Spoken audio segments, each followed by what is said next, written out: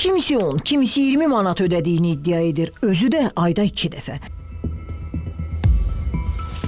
Valideyn komitəsi fond pulu ödəməyən valideynlərə bir yox, bir neçə dəfə müraciət edir.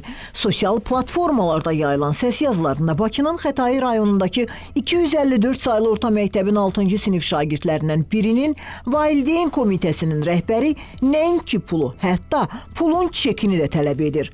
Valideynlərdən çox şagirdlərin dilə gəldiyi 254 saylı orta məktəbə yol alıb, iddialara aydınlıq gətirmək istədik. Fond pulun valideyni bilir, amma deyəsə 20 manata yaxın olmalıdır.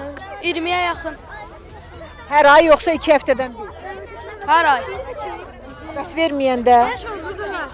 Verməyəndə yəni məcbur verməlidirlər də. 5-10 manat. Hər ayda yoxsa? Xeyr. Ayda bir dəfə? Həftədə 2 həftədən bir.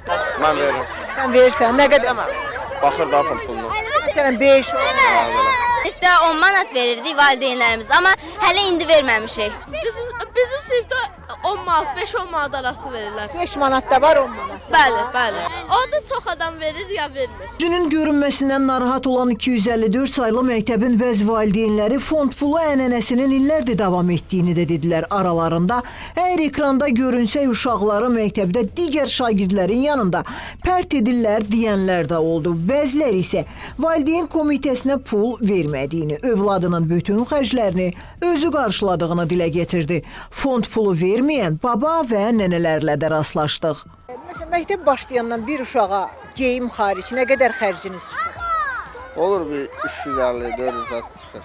Yəni bütün hər şeyi özümüz eləyirik yəni. Məsələn, nəyi özünüz edirsiniz? Məsələn, müəllimlər özləri dərs göndərir, dərslikləri özümüz çıxardırıq. Yəni uşağın hər şeyini özümüz qarşılayırıq. Yox, xəbərim yoxdur.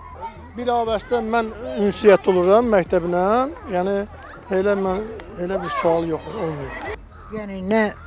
Yox, elə şeylər yoxdur. Heç nə gətir. Bakı şəhər üzrə təhsil idarəsindən sorğumuza cavab olaraq bildirildi ki, paytaxtdakı 254 nömrəli tam orta ümumi təhsil məktəbində vəsait toplanması iddiası ilə bağlı Bakı şəhər üzrə təhsil idarəsi tərəfindən araşdırma aparılacaq. Sevinç Vaqif qızı, Aydın Bayramov, Xəzər xəbər.